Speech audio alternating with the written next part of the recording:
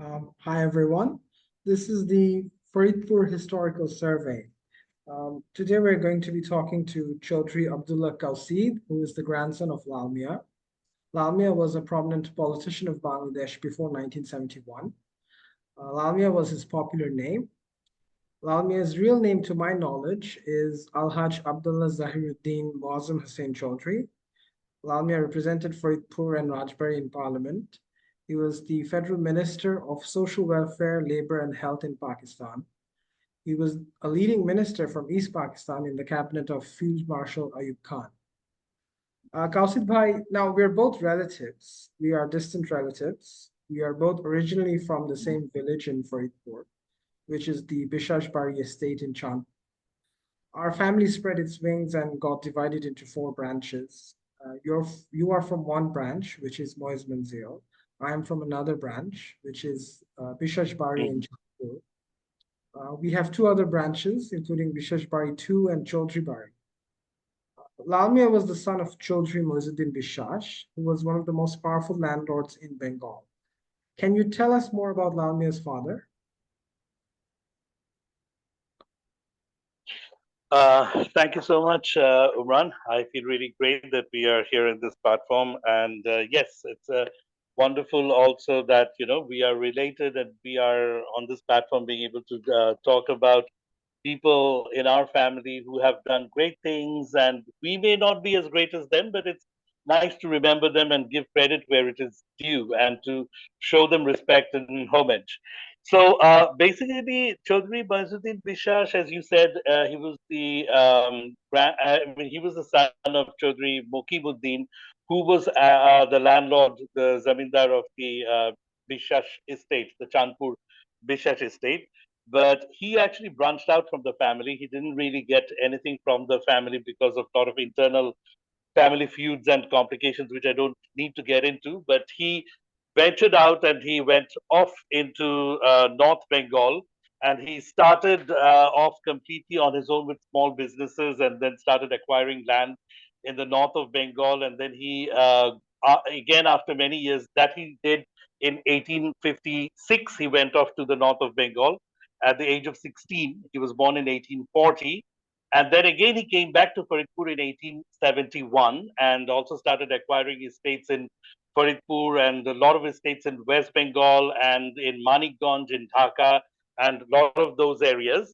And then in 1882, he moved from Faridpur, like from Bishashbari, where he had come back and started living in, to Faridpur town. And until his demise in 1923, he actually established himself in Faridpur town. He has his residence over there, Moiz Manzil, which was built between 1882 to 85, and kind of made Faridpur town the capital of his estate. He has a lot of contributions to Faridpur and also to the history. I would just like to quickly mention a few things. First and foremost, he was one of the founding patrons of All Indian Congress in 1885, and he actually funded a lot of Congress movements and activities, especially during the early 1900s, during the time when Congress was very active in trying to reconcile Bengal after the Bongo Bongo. He was very active in that during that time. So the early 1900s, 1910s, that time actually Chaudhry Bazuddin was very active in Congress, and he had also assisted in the 1857 Sepoy Revolution.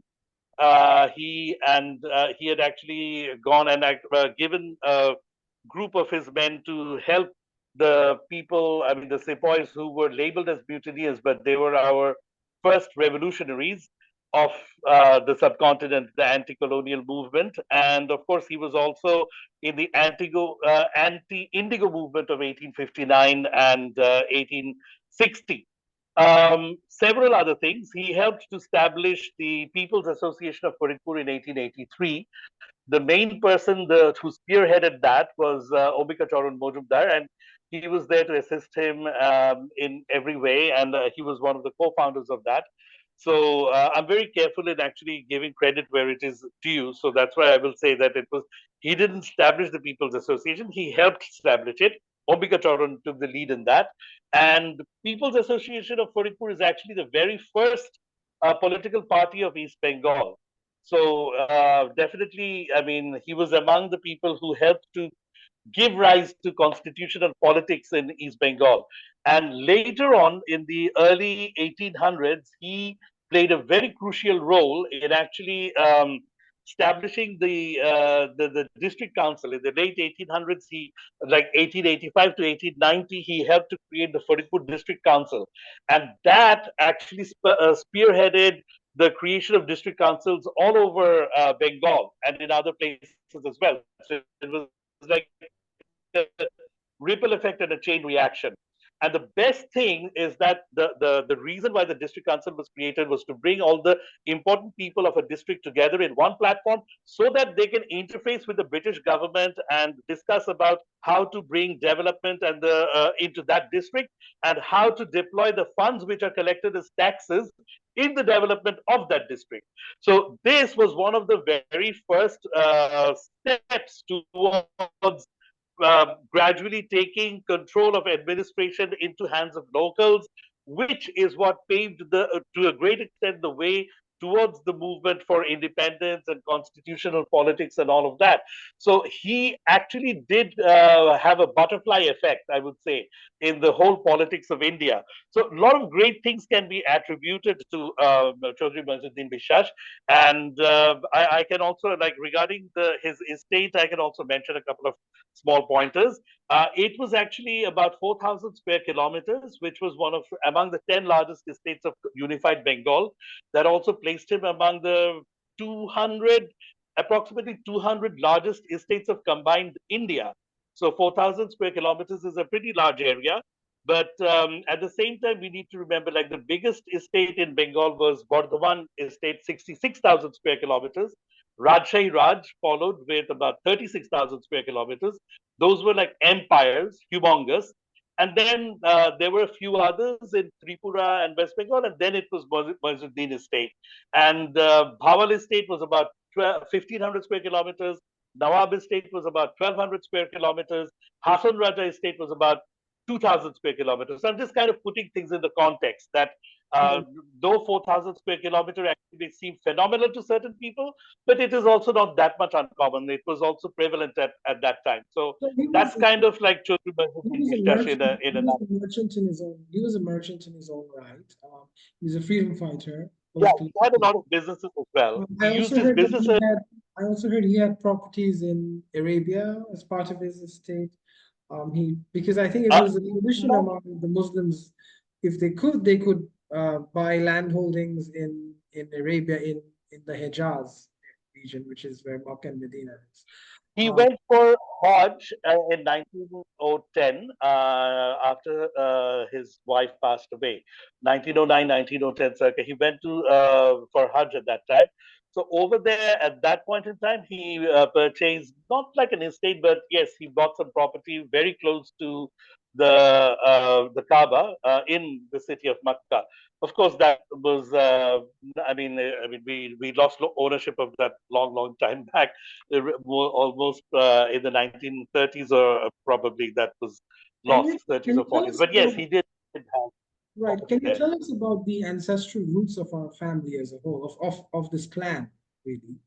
Um, Yes. Well, actually, I mean, I've actually gotten a DNA analysis done out of curiosity. So using my saliva and blood from Cambridge University, and the results that came out shows that we have had ancestry coming in from Siberia, the O3 dash 16 something haplogroup. So that arose. That is a very unique genetic marker, which is actually mainly found in Siberia. And that marker is then found that, if you do the genealogical tracing, they moved from Siberia to Turkey, and from Turkey downwards and towards the east into through India, through Iran, Iraq, Afghanistan, and India into Bangladesh. So that basically, indicates the we Turkey. So ancestry. that's a genetic thing, and practically, basically, our family came in with the Turkish into the Indian area around the 1200s during Mughal rule, and after that, the person who first came into Bangladesh was during Emperor Jahangir's time as a Jagirdar of Fatehabad. Fatehabad, not Fatehabad. Fatehabad was the earlier Mughal time name of Faridpur, Greater Faridpur, and some other adjoining areas. That was called Fatehabad. So the northern portion of that was assigned as a Jagirdari to Arafat Ali, who used to be in the Mughal administration, and he was based earlier between Agra and Jaunpur. He had a small estate, the family, and then from there he was assigned as a Jagirdar to Fatehabad. So we started from, our family origins traces from Arafat Ali, and so it's weird. We've been in Faridpur for almost 400 years now. And basically, several generations from Arafat Ali went by quite peacefully. But in the 1760s, the East India Company, when they were taking over the administration of Bengal, so that was resisted by the ancestor of Chowdhury Abdullah Bishash. The name was Jamaluddin at that point, the person who was responsible for the whole Jagirdari. And he was ousted, and the Jagirdari was seized, and the entire territory was chopped up into 23 segments. So these were all auctioned out. This happened around the 1790s. So these were all auctioned out to different people, especially merchants who could pay that high price, and also some other landlords from West Bengal. So they became absentee landlords, and some merchants also moved in and they took up positions. So this actually helped to give rise to most of the zamindaris that we see around Greater Faridpur and Northern Faridpur side. So one of those portions, one of those sections was bought back into the family by Jamaluddin's son Jalaluddin, and that was the Bishash estate. The Bishash estate was one portion of the entire Jagirdari, and that used to be managed by, the vassal underlord who was managing that portion. The second tier lord was that family estate name was, that family's surname was Bishash. So when these portions were all being auctioned out again, so when he bought that, so the name Bishash got affixed to the family name. So therefore, from that point onwards, the family has carried the title of Bishash. So there, the first Bishash was Jalaluddin Bishash, followed by Mokibuddin Bishash, and Mokibuddin Bishash's son was Chowdhury Muizuddin Bishash. And actually, the other thing is, from the time that the estate was purchased, frankly, the title Chowdhury also came in, but that was not somehow used that much or that much popular. The Bishash actually became more popular locally, which is why a lot of times people will refer to Mokim Bishash as also Mokim Chowdhury. And that is the reason why the Chowdhury was there from the 1790s onwards. And after that, Mokim Chowdhury had 4 sons, and basically Chowdhury Muizuddin, 5 sons actually. Chowdhury Muizuddin Bishash was one of them. And then there was Alfazuddin, Ofazuddin, and Giyasuddin and Naimuddin. And the various family tracks as you said, come down from those 4 channels. So that's basically how the family history is, and that's the origin of the family. When was your grandfather Lalmia born? Lalmia was born in 1903 on the 30th of November. There are some records that sometimes misquote it as 1905, but that's not the case. He was 63 years old at the time when he died in 1967. So he was definitely born in 1903. Right. So Moiz Manzil hosted many important political and cultural events. The provincial conferences of the Congress and Muslim League were often held in Faridpur, and Moiz Manzil played a key role in these conferences. There was also an All India Motion Pictures Conference attended by film stars. So can you tell us more about these events? Yes. Actually, Moiz Manzil has been the place for a lot of programs and activities. So There were many meetings of the core committee of Congress when they were, especially during the Bongo Bongo time, and how to reunify Bengal, and a lot of those kinds of Congress meetings did take place at that time, more at committee level. And then there was the national, the All India National Congress. Their annual conference of 1924 was held at Mesmanzil, and that was actually attended by Gandhi, Neta, Chittaranjan Bose, Subhash Chandra Bose, Sarojini Naidu, Kazi Nazrul Islam. So all the stalwarts of Indian politics were actually present in that session of Congress in 1924. And my grandmother, Lalmia's wife, actually also told stories of how, I mean, the special lunch had to be arranged in the kitchen of Mesmanzil for all the vegetarian guests. And in 1924, we've had some other big conferences as well. We had the All India Literary Conference in 1924, which was attended by novelist Sharat Chandra Chatterjee. He was the chairman of that conference. And then we also had the All India Science, Agriculture, and Industrial Fair.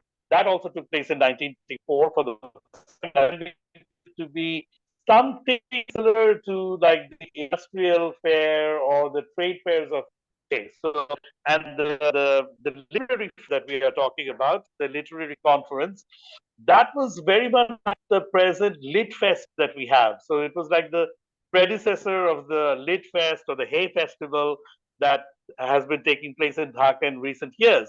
There was the National Conference of Farmers, the second round of that in 1928. That took place in Faridpur. A portion of that happened in the backyards of Mesmanzil, and a portion of that happened in, the Mesmanzil High School field.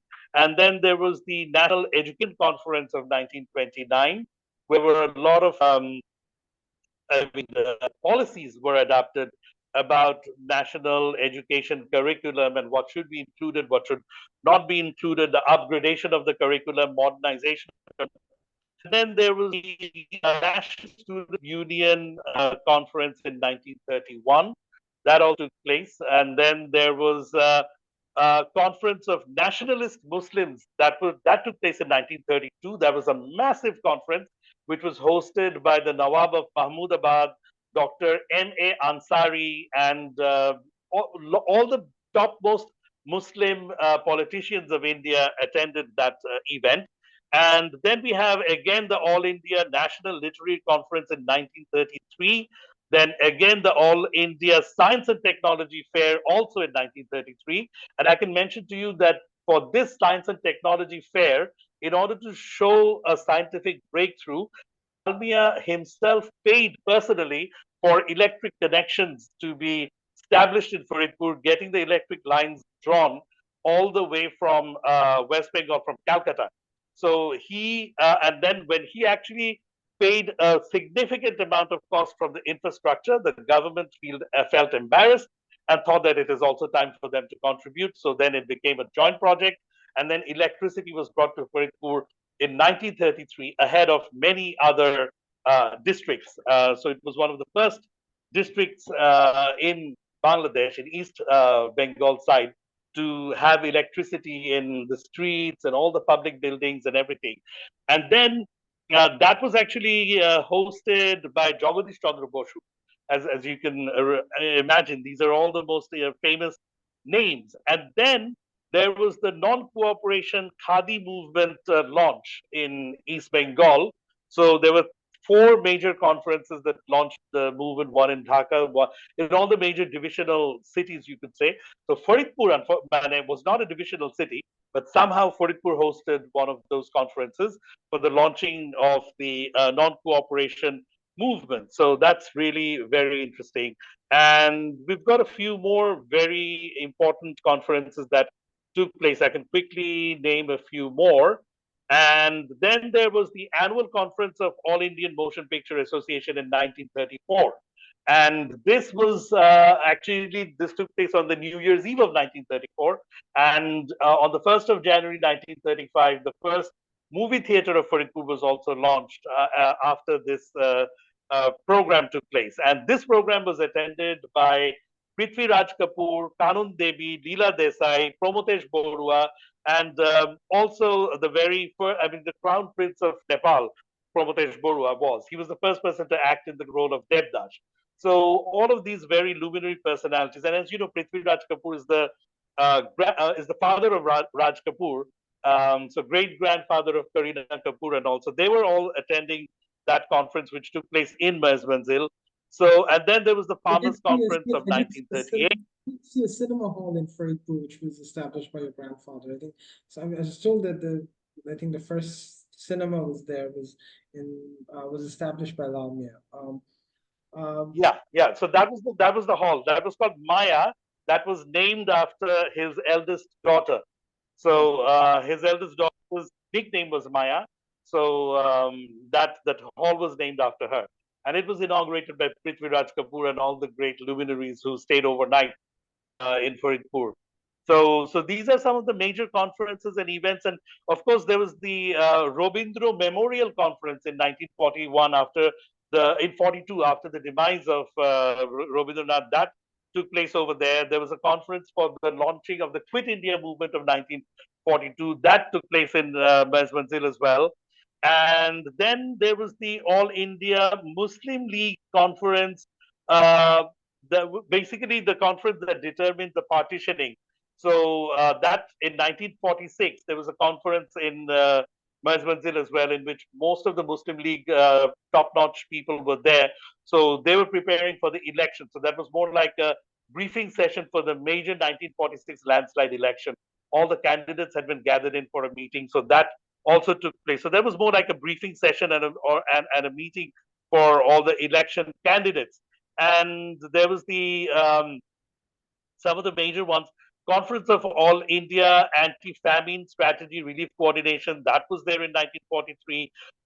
Black Hole Conspiracy, that was ended actually by Lalmia through a major movement that he had created. So there was a conference that launched that off. That was in Mersmanzil as well in 1943.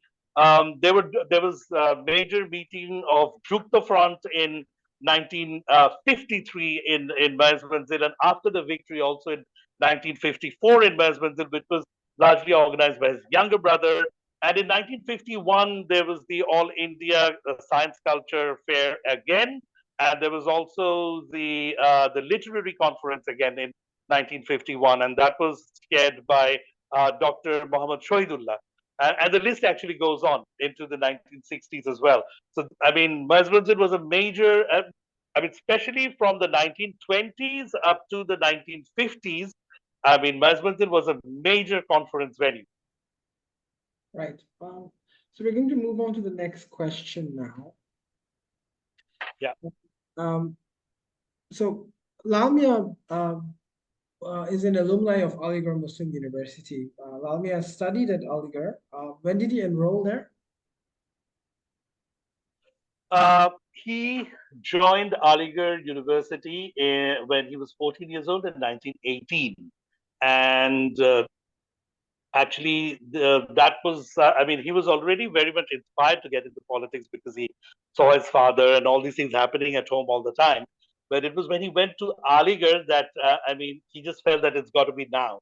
And he sprang into politics from the year 1919 while he was still a student, which is why Sher Bangla called him like one of the first student leaders of Bengal. I mean, he was only 15 years old in 1919 when he even got arrested for organizing a major rally in Calcutta, followed by a hartal and publishing some major articles criticizing the colonial rule.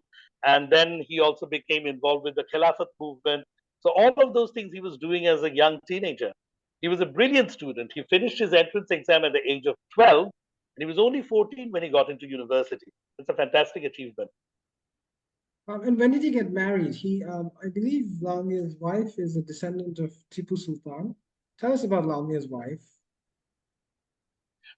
Lalmia's wife is Begum Sayyida Khatun. So she was from Hooghly. She carried, So the her title, she had the title Chowdhury, because many people in our family, like I know my great grandfather, I'm sorry, my great grandmother, she was Amron Mhm. Khan Chowdhury, and I believe his wife's name was Begum Saida Khatun Chowdhury. as in anyone who becomes the wife of a landlord and someone who has the surname of Chaudhary, of course, naturally uh, adapts that title, but she would not actually use that. She was very simple and humble and down to earth, and she would just allow herself to be, addressed in all documents and everything as Saida Khatun. So yeah, so she was from Hooghly. Her father was Sayyid Ahmed Ali. He was the Zamindar of Patpasha Porgona in West Bengal. And I mean, his ancestors were descendants of Nawab Alivardi Khan. So the Nawab Alivardi Khan's family, after the Nawabi shrank and the British took over and everything, they actually funneled down to the Zamindari of Patpasha. So her father was the direct descendant of that lineage, and he was the Zamindar of Patpasha Porgona. And at the same time, he was also in government service, and he was Inspector General of Prisons of Hooghly. And earlier on in his career, he was also Inspector General of Schools and the Education Board in certain parts of West Bengal and, of course, Hooghly. And from her mother's side, she said that, I mean, from her mother's side, her mother had a matrilineal lineage down from one of the daughters of Tipu Sultan. Right. Mhm. And one thing that's very interesting to mention about Begum Saida Khatun, she was the second daughter of Sayyid Ahmed Ali, that she and her elder sister were both students of Begum Sakhawat School. That was the first girls' school for Muslims in West Bengal, actually, because in the whole of Bengal, in fact. And she was, I mean, that was an English medium school, and she was graduate of Cambridge exams, which is the equivalent of GCSE nowadays that we have, which is pretty much similar to the O levels that we have today. So that's also something interesting to know. So she was also a very well educated, well read person, and I was very close to her. She passed away in 1991, but until that time, I spent lots and lots of hours because she used to come and stay in our house a lot. So I used to spend a lot of time just writing down stories and anecdotes that she could share because she used to also take notes and anecdotes from her mother-in-law, and she had a huge treasure trove of behind the scenes stories. So I used to write them down, and I'm so glad I did because that gave me a wealth of information which only formal documents do not give.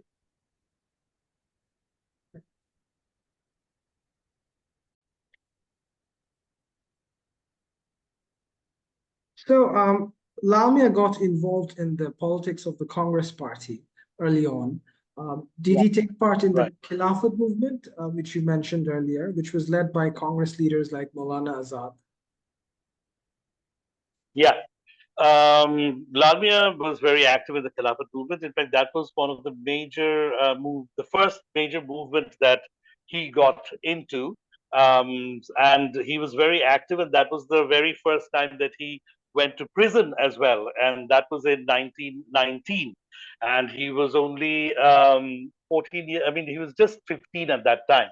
So it's I mean, from that point onwards till 1947, he went to prison a total of about 16 times, and for a total of approximately 5 years for his anti-colonial activities and participation in various movements.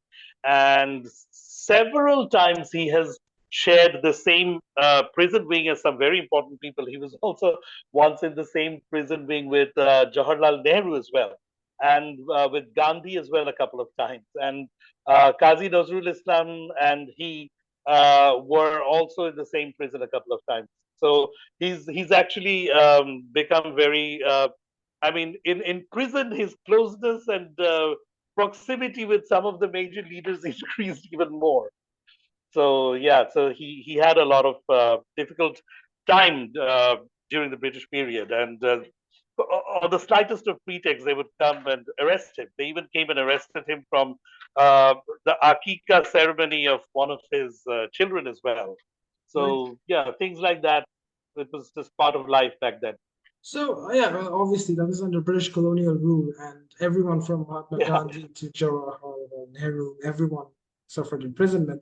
But Hindu-Muslim unity Mhm. eventually broke down, and it was Muhammad Ali Jinnah who was initially a member of the Congress, and then he left Congress and joined the Mhm. Muslim League. So when did Lalmia join the Mhm. Muslim? Um, Lalmia joined the Muslim League in 1943. The event that sparked him to leave Congress and join Muslim League was the Great Famine that was going on at that time. He tried very hard to mobilize a lot of support from the local Congress-led government of Bengal at that time for organizing a lot of relief activities in not just I mean, not just in around Calcutta, but of course in many parts of East Bengal. And as these places were Muslim majority population areas, somehow he felt that the local government of Congress was not giving so much priority. And he complained about it to, in fact, Gandhi, and even took it up to the highest echelons of the Congress hierarchy. And they all asked him to just wait patiently. So at that point, he lost his nerve. And he had a pretty bad fallout with some of the Congress leaders. And after that, he came and joined Muslim League in 1943. And one of the first things he did was form the the Famine Management Council. So there he got governor, who was later governor, Khaja Nazimuddin. So he made Khaja Nazimuddin the chairman of that committee. He also got Sarwardi and even A.K. Fazlul Haq as advisors to the committee. And he himself took a back seat as one of the organizers of that committee. And this committee actually was responsible for organizing majority of the relief work that took place all across Bengal, not just East Bengal. And this relief work was not for only Muslims. This relief work was for everyone, but making sure that the Muslims were not neglected. So he actually did a lot of hard work during that time, and he spent a huge portion of his own finances for feeding a lot of people, not just in Faridpur, but in other parts of Bengal as well. He donated lots of funds during that time. And interesting, I can mention, of course, that Sheikh Mujibur Rahman actually was also a part of that committee. And Sheikh Mujibur Rahman wrote about Lalmia leadership in a number of places in the original manuscript of his book, and it was also there in the final published version as well. Right. Um, so I saw a picture of a rally in Calcutta um, with Sowardi and Jinnah seated in this big rally. Lalmia was there. Lalmia was attending this rally. His younger brother Mohan Mia was elected to the Bengal Legislative Assembly. Was Lalmia a member of Mhm. the upper house, which was the Bengal Legislative Council? Yes.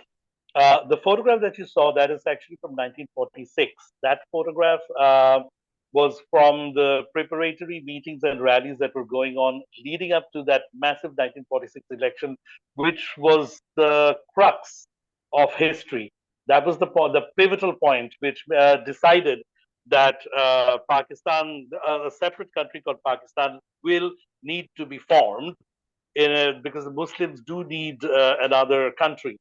I mean, that was the election that sort of decided that. So that the picture that you saw, that was one of the rallies taking place in Calcutta, leading up to that election. Lalmia was a part of the Upper Legislative Council from 1932. Um, he first got elected in 1932, then in 36, then in 42, then in 46.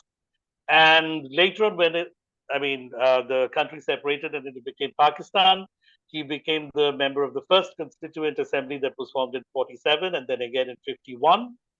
And then there was a big gap in his career. He sort of retired for various reasons, and then again came back in 61 and became member of Central Legislative Assembly in 62.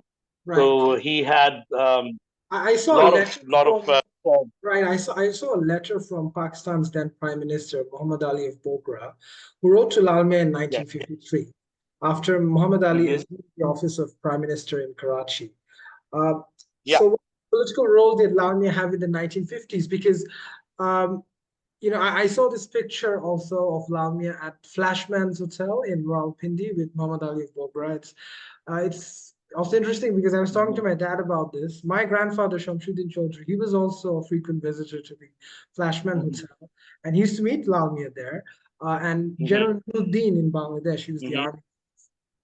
General Nuruddin told my dad that my grandfather would often give a treat, throw a treat for all the people he knew from East Pakistan, the Bengalis, and as well as the others there, the West Pakistanis. There was Ghulam Ishaq Khan, who became president of Pakistan later on. He was the Commerce Secretary. Hmm. So my grandfather would frequent the Flashman's Hotel, and I saw a picture of Lalmia with Muhammad Ali Bogra at Flashman in the 1950s. I think Hmm. even Hmm. Jinnah used to visit that hotel when he was alive. So I guess Lalmia was very much present in the politics of um, in the in the federal political scene around that time. Yeah, well, basically, Lalmia, as I told you, that he played a very key role in the politics of central India through the 1920s and 30s and 40s, and definitely, but in the 50s he kind of took a backseat.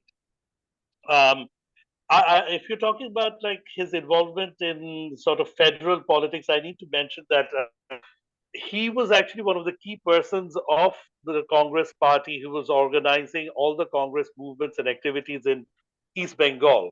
And he was also very popular among all the Congress leaders for his role in central Congress politics in all over India, not just in Bengal.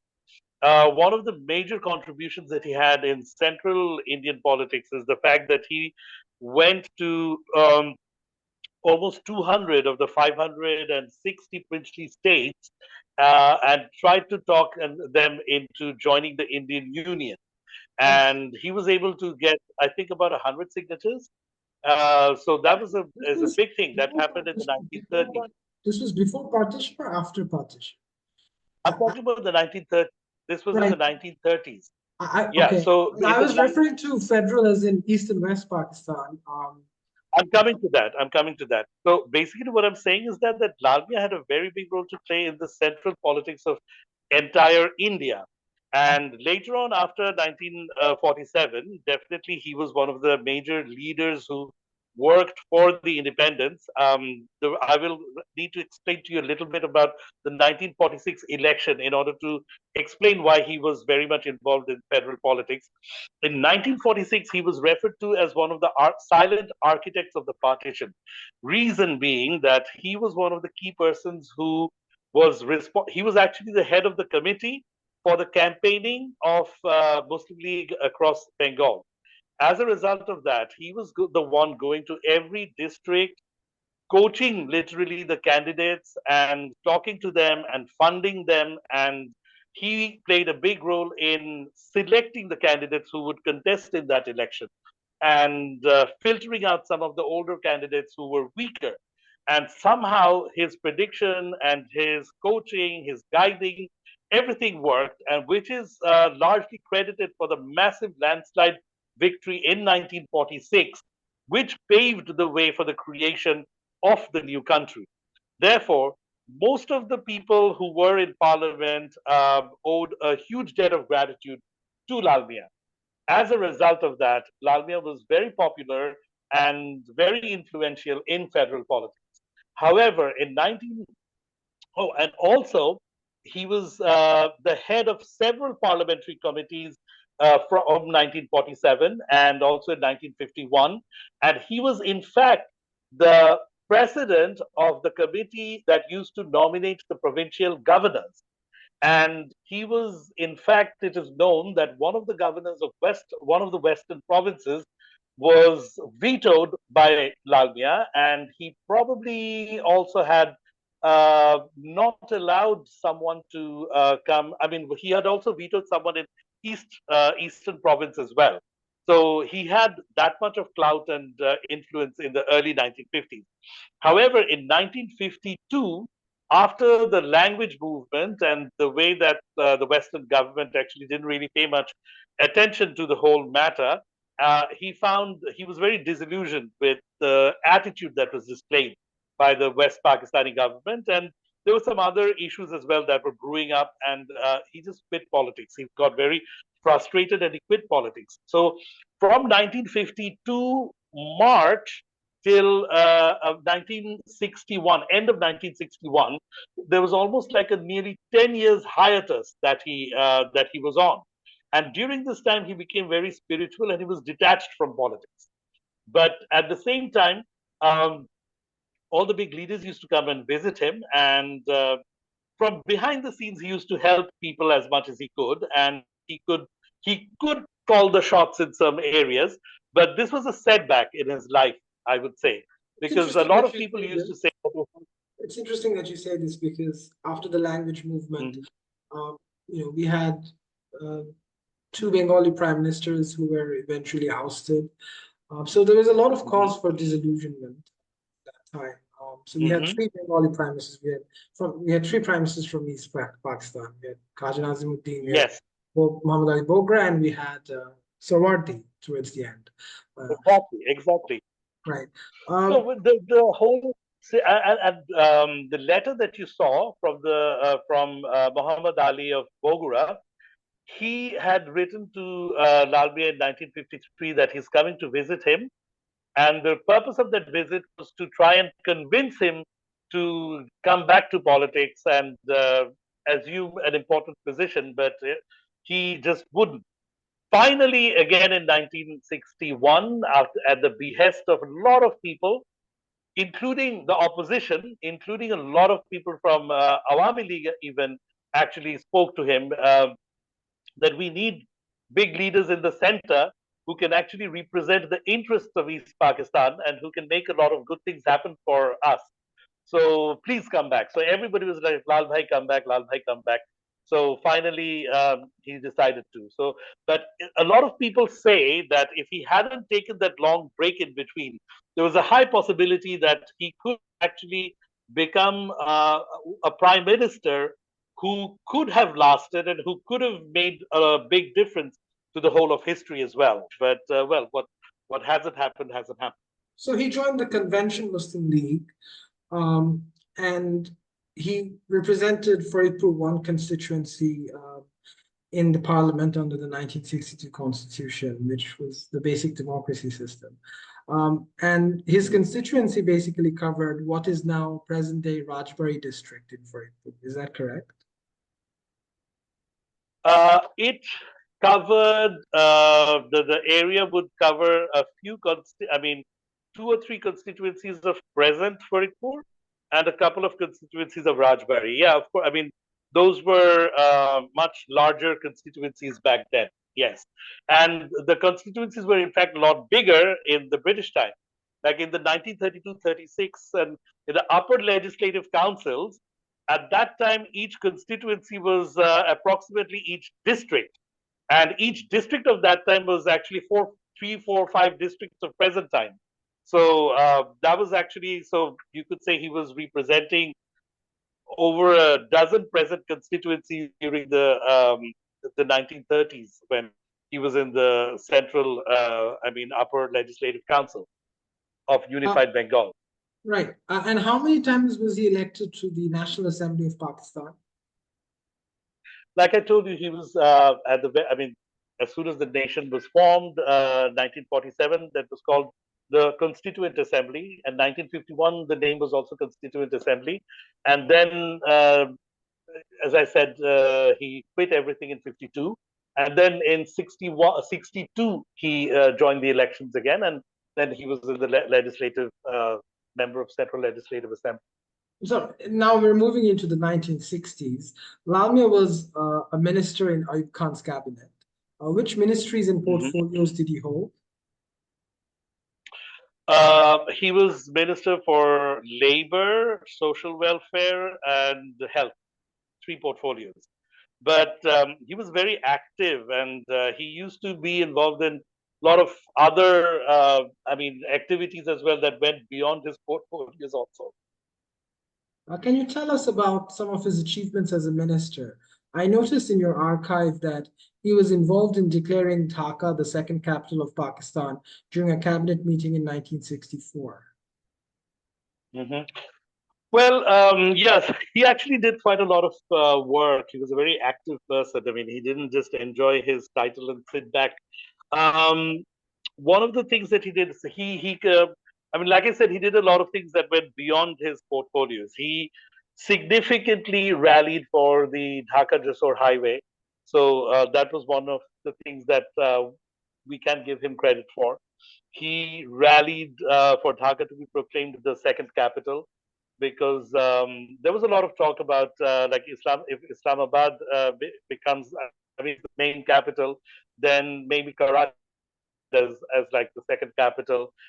But he said that no, it's got to be on this side. So you can't have two capitals on one side. So he had a lot of meetings. He did a lot of petitions, and so you can give credit to him for being one of the persons. I will never say he was the person. He was one of the major persons who catalyzed the process of Dhaka being declared the second capital, and therefore creation of the whole Chongchun Bhavan area Right, right. and a lot of development work that's sparked around Dhaka. He also was actually the first person to, as the labor minister, he had a lot of contribution in starting export of human resources from Pakistan to different countries.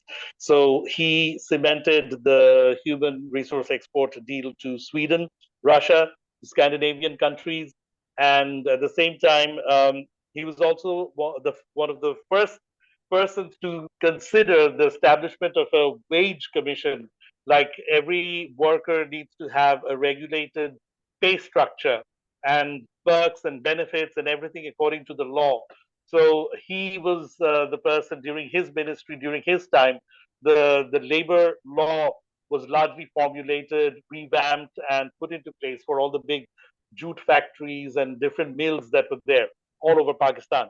So that was something that was a really big contribution that he's made for not just labor but social welfare as well. He legalized homeopathy across Pakistan. Homeopathy was a field of medicine which was in practice from a long time, but it was not given government accreditation, and therefore it was operating kind of under the radar as a very informal thing. So after he gave the legitimate legal status to homeopathy, then homeopathy medical colleges came up, homeopathic hospitals came up, clinics came up, and it provided huge employment to few million doctors across Pakistan. And it also helped to give a lot of medical and healthcare benefits to a lot of people who were always lining up for the government hospitals and for allopathic treatment, but not always being able to get that. So that was a big thing that he did. He helped establish Jahangirnagar University.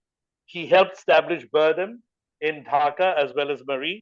During his time, he also did a lot of infrastructure development work, helped in the making of a lot of dams and cyclone shelters in many parts of the country, especially in Faridpur.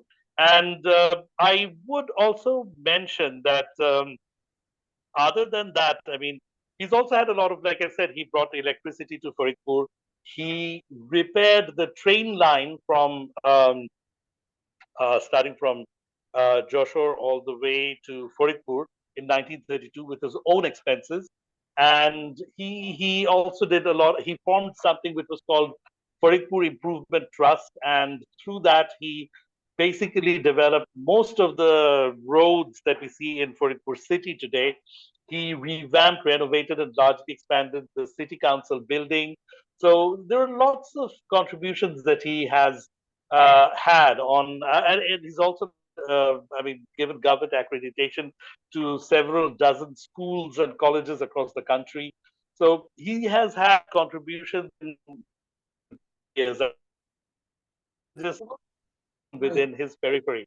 Oh, talking about the train line, I need to mention Chowdhury Mezuddin actually was the person who brought the first train connection from Shialda up to Faridpur.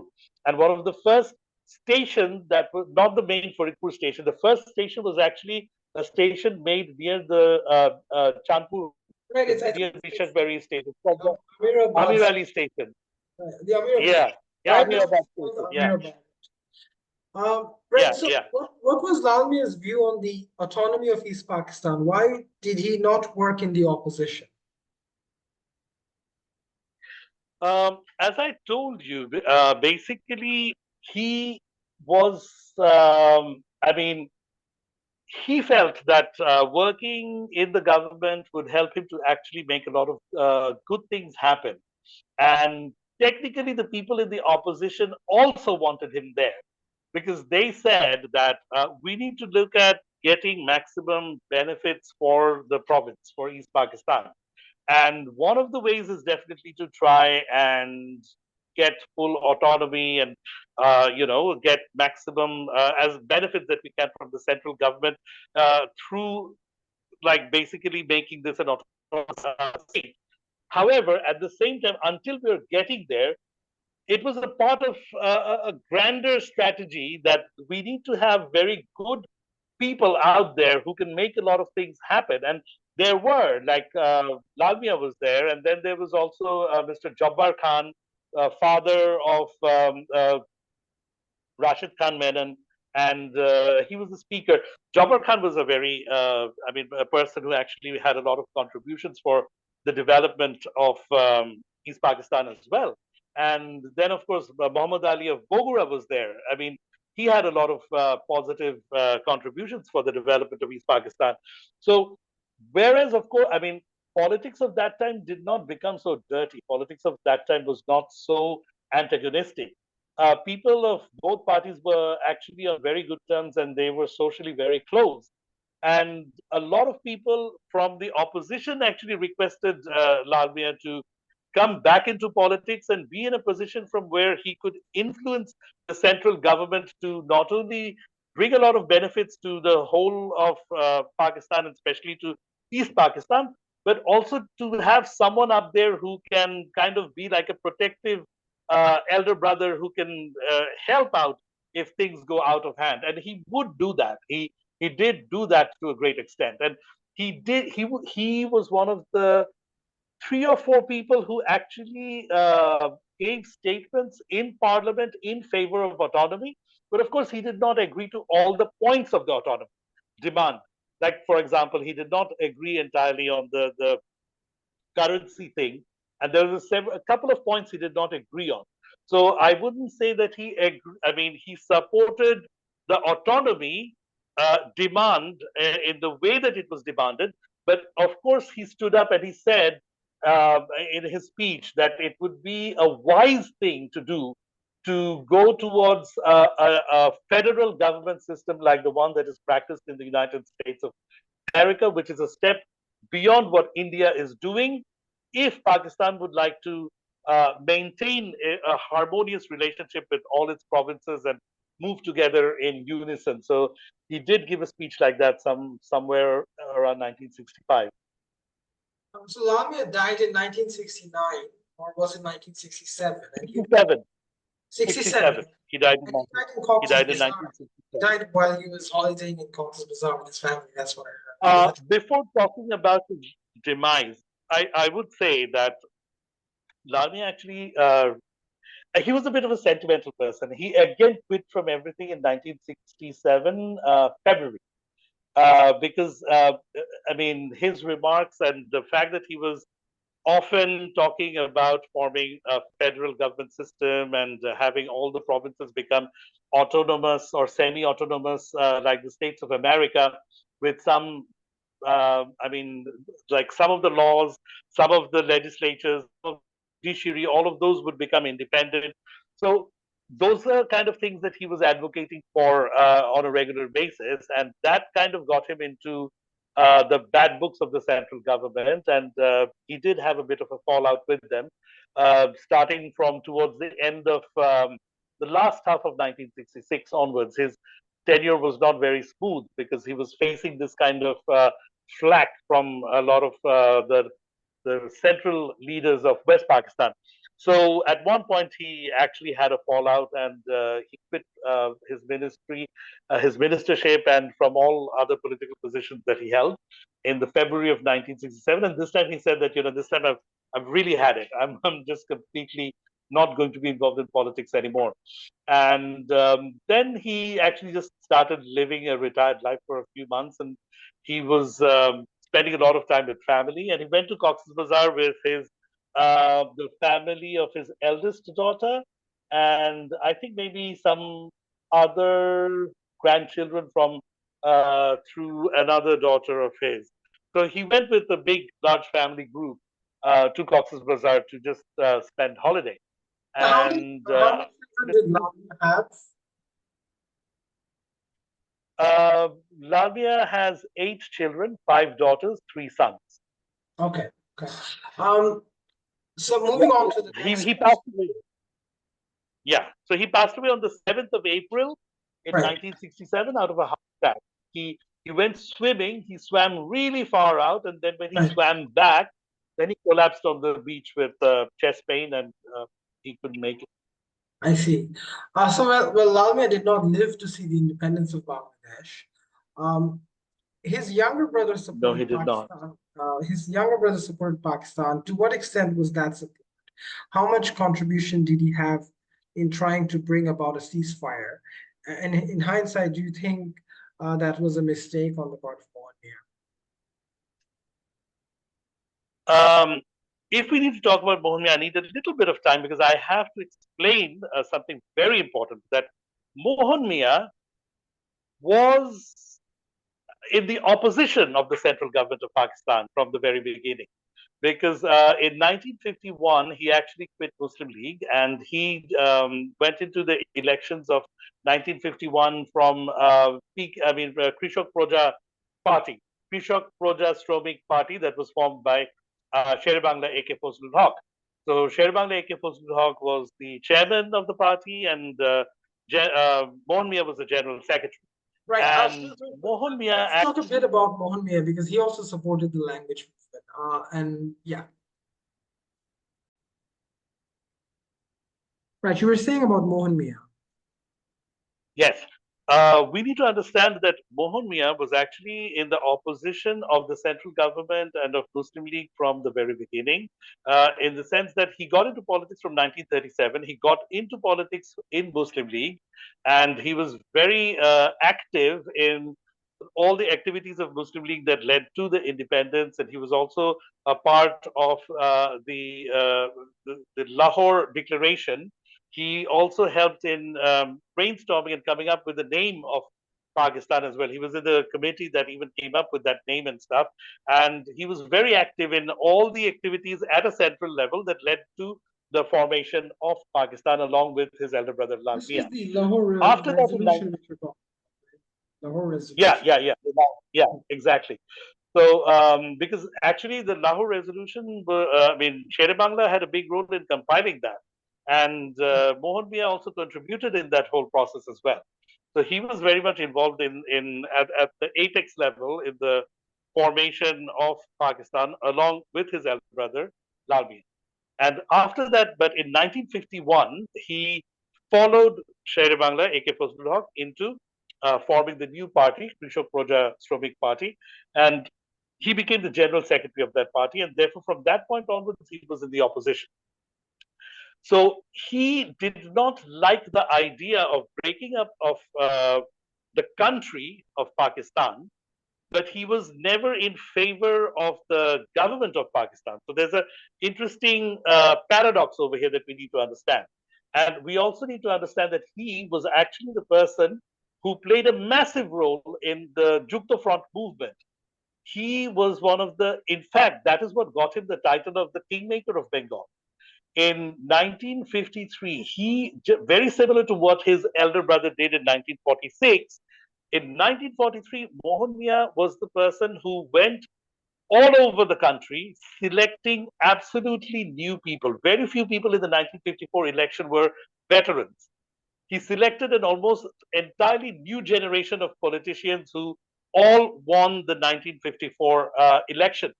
And he helped them, coached them, guided them. And he was very humble in the sense he would never reveal who are the ones who he funded, but he funded a huge number of them.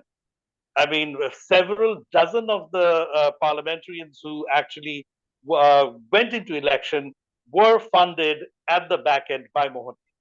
So that is the reason why after the 1954 massive resounding victory, he was called the Kingmaker of Bengal because he created an entire new generation of political leaders that worked the way forward for the future of Pakistan and later Bangladesh.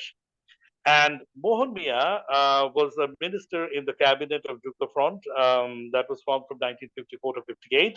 And he was, in fact, in the same cabinet as Sheikh Mujibur Rahman. And in fact, he worked very closely with Sheikh Mujibur Rahman in the formation of Jukta Front and all of these activities. So it is a little incorrect to assume that he supported Pakistan. His role was very similar to, let's say, let's say, someone from Chittagong or Sylhet, a leader from Chittagong or Sylhet who has been in the 1971 liberation movement in the War of Independence and is a decorated, let's say, Bir Uttam or Bir Pratik of that war of independence, may not want, let's say, Chittagong to break away and form another country. Let's say time comes when, for any reason, Chittagong decides to declare independence or Sylhet decides to declare independence. But someone who's worked for the creation of Bangladesh may not be very happy with that. And unfortunately, like, let's say, Chittagong will have some genuine grievances about the central government. So he would be like a person in that position would want to fix that problem, but not want Chittagong to break away from Bangladesh. So Mohan Mia was someone in that sort of a situation. And in the 1971 war, he did write several letters to the government of West Pakistan to stop their atrocities and their attacks. And when they would not pay attention to his repeated entreaties and his pleas and appeals, then he spoke to them a lot of times over phone. And then finally, he went over to West Pakistan to negotiate a ceasefire. And he had several rounds of meetings at the topmost level. And when he saw that they were being very non-cooperative, he actually was one of the first. He had a meeting where, and he gave a letter to them, and he also had a formal meeting on that letter where he said that the time has come. That was actually the last week of November of 1971, that the time has come that you have completely lost your legitimacy to rule after the atrocities that you're doing over there. And it would probably be a good idea for you to pull out now. And then, or to just, accede to the demand for an independent country. Because whatever that you're doing now, you've completely lost it. You've lost your legitimacy to rule. Because he said to them that if you pull out, there could be some iota of a possibility of maybe having some sort of association. But if you don't, and if things continue like this, and if Indian troops also come in, and you will have to surrender to India, and then, the idea of a unified Pakistan will never exist anymore. So in that sense, and then actually the letter was not well received and they did not behave too well with him. And he came back and he was very frustrated and he was ranting about it the entire day and evening. And actually, interestingly, my father was present that day, had gone to see him. And because my father was working in Pakistan at that time, and my father was there with a couple of other guests, and they spoke to Mohan Mia, and he was venting, and he was very frustrated that these people, the things, the atrocities that they're doing, and they're not understanding where they're headed and all of that. And then the next day, actually, the pressure, the frustration caused him to have a heart attack and he passed away. And after that, it was The like, founding, I think he was the first General Secretary of the Muslim League in East Bengal after the partition of India. So he was a yeah, very so key that's why figure. it was, He was yeah, during the founding of big role. Pakistan. Exactly, exactly. So it was a trauma to see that, when you've helped to create a nation and that nation is getting broken up because of the headstrong attitude of some imbeciles. So he was very angry, very frustrated, and that the degree to which he was upset about it triggered his heart attack. And it was my father who brought his body back to Bangladesh. And he was saying that the entire evening over dinner, uh, his Major Chacha, he calls him Mike Chacha was so angry and frustrated and he was so disillusioned. So that depression, that anger even led to this. So the fact is that, yes, so now when you talk about it, so he did not, so people would say that, yes, so then he didn't want independence. Yes, to some extent, maybe one can say it in that way, but he was definitely not in support of Pakistan, the central government of Pakistan, or their decisions or what they were doing. So, this is a very interesting thing that people need to understand before sort of, I mean, declaring that he was on one side or the other. Life is not that simple. There was a lot of intermingling and gray area in between the two extremes. So Mohan Mia was somewhere in between over there. Right, and I But yes, remembering that Mohan Mia was a supporter of the language movement, took part in the language yes, movement. And he was also Mohan involved Mia in was, being the ironical aspect is that being a Zamindar family, he was involved in the land reforms of the United Front government, the Jukta Front government. The land reforms were yes, promoted by Mohan Mia, which is kind of ironical since he's from Zamindar family. yeah, exactly. And not only that, I mean, in the language movement, also Mohan Mia was very active in that. Not if I mean, this is something that it's a bit of an informal story, but he actually had gotten onto the stage of Jinnah and had gone up to him and had placed his hand on the mic and said that I think, I mean, basically he said it in Urdu, bahut ho gaya. Like, I think you've said enough. So there's an anecdote like that as well. So somebody who had the guts to go and actually directly oppose Jinnah like that. So he was a.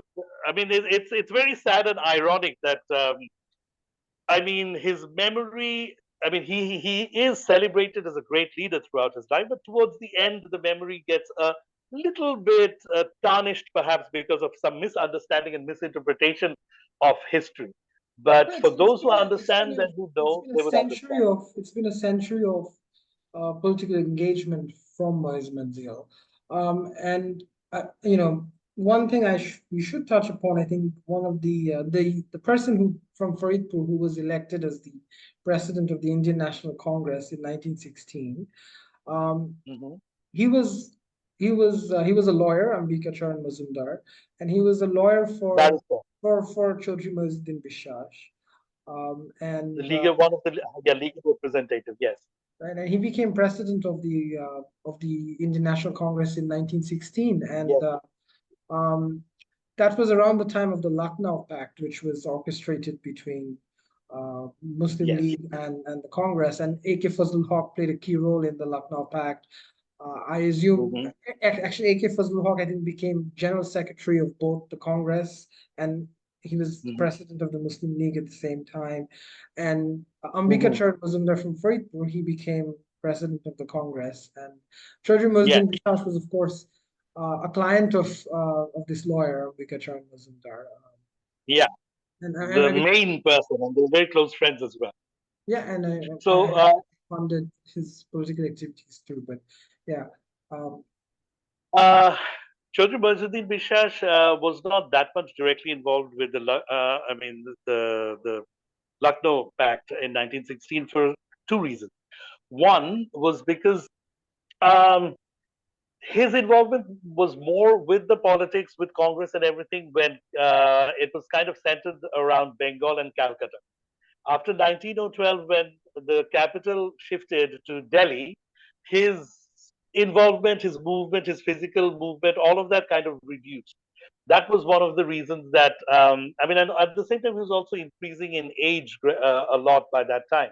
So he was already 76 at that time. So his kind of movement was a little bit reduced. Second, another reason is because he was not very well liked by a lot of people of Muslim League of that time, and he was not very he did not feel very comfortable being in a pact with them, and he wanted that Muslim League should actually move away from the stance that they had, which was to form a religious based political party and affiliate themselves more with the British government and take support of the British government for advancement of the Muslims in Bengal. That was actually the main purpose with which Muslim League was formed in end of 1905. And Chaudhry Bazuddin Bishash had also been invited to that event, and he had gone to that event. But he had spoken his views that he does not support the introduction of religion into politics, and he definitely does not support siding up with the British. And the Muslim League continued to support the British from 1905 till the start of the 1930s. It was kind of towards 1927 for the first time that the Muslim League actually made a departure from that stance. And the committee that had been formed for doing joint initiatives between Congress and the Muslim League in 1927, I mean, there was the Lucknow Pact. So they did a lot of activities at that time, but those were activities for development and representation in the administrative bodies. But they still maintained their stance that we would like to work closely with the British. From the time that they started departing from that stance, that was 1927, another executive committee was formed, and Lalmia had been one of the vice presidents of that executive committee. So until that point in time, the fact that Muslim League was wanting to advance the Muslim cause by supporting and working closely with the British was something that Chaudhry Bazuddin Bishash was not comfortable with. And because of that stance that he took in 1905, and because of the fact that he wanted the reunification of Bengal, a lot of Muslim historians and a lot of Muslim elite and politicians of that time did not really appreciate him. They actually felt that someone of his power, of his wealth, if they could convince him to come and join them, it would have been something bigger. But then Chaudhry Bazuddin Bishash did not want that, and as a result of that, he suffered a lot of, I would say, criticism, and at the same time, he did not receive the recognition, the limelight, and the kind of celebration that someone of his stature and his contributions deserved from history, from mainstream history. I think it's important that we carry on with the legacy by documenting it. I hope there are books on Lalmia, Mohamia, and their younger brother also became a legislator, and also the history of Moez Manzil itself. So this was I just want to mention here that Taramia, the youngest brother, he got into he became a member of the Central Legislative Assembly of Pakistan in 1963, and he was involved in the committee that went to Russia for forming the Pakistan-Russia treaty. He was in that 6-member committee, and he actually was on the negotiating table with Khrushchev as well. So it's actually quite interesting. Alhamdulillah, God's grace. From the early 1880s until now, almost a century and a half of involvement in politics, because it's not only just Chaudhry Bazuddin Bishash and his descendants. We definitely also consider the fact that your family, Imran Chaudhry, Kamran Chaudhry, that segment of the family has also been very successful in politics, especially since the late 1970s, 1980s onwards.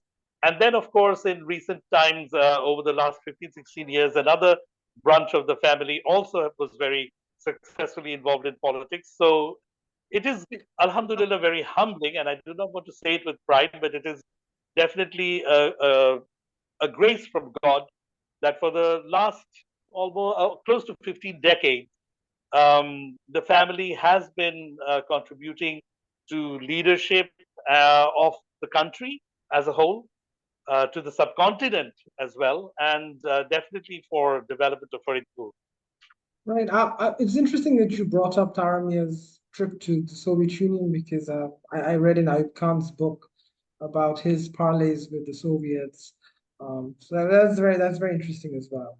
This was a very enlightening conversation, and I hope we can have more I conversations. felt really happy meeting. Thank you so much, Omran, for inviting me for this talk, because I think it's a great initiative that you're doing, documenting the history of Faridpur. And I think, see, when we talk about people of their stature, I just want to make something very clear that none of the things that I'm saying here, am I saying it with any sense of, I would say, pride or arrogance or egoism, because It's none a of long it, I history mean, of of public course, service. It's a long history of public service. yeah, I mean, I detach myself when I talk about them. That is why you will see that in the entire conversation, I have not used the word dada, boro abba, great grandfather, grandfather. I have not, because we need to work much harder to make ourselves worthy of associating ourselves like that in a public media, because they were so, I mean, so much greater than all of us. But at least we are, the relation is there, the genetics is there, we treasure that, we honor that, but we do not want to take any pride in that. We do not want, I mean, not, we do not want to sound arrogant by associating ourselves in that way. We feel proud to be part of the family, but we do not wish to, I mean, we do not wish to boast about it in any way. And I hope that nothing that I have said over here in this entire discussion that we've had, I hope it never came across as being boastful, but only as from a historical point of view, I'm only narrating about somebody who and some people who deserve to be credited with for all the great things that they've done. This was a very enlightening discussion. Thank you so much for agreeing to talk to me. It was really a privilege, and I'm very grateful for you for agreeing to talk to me. Thank you so much. Thank you. Thank you. Thank you.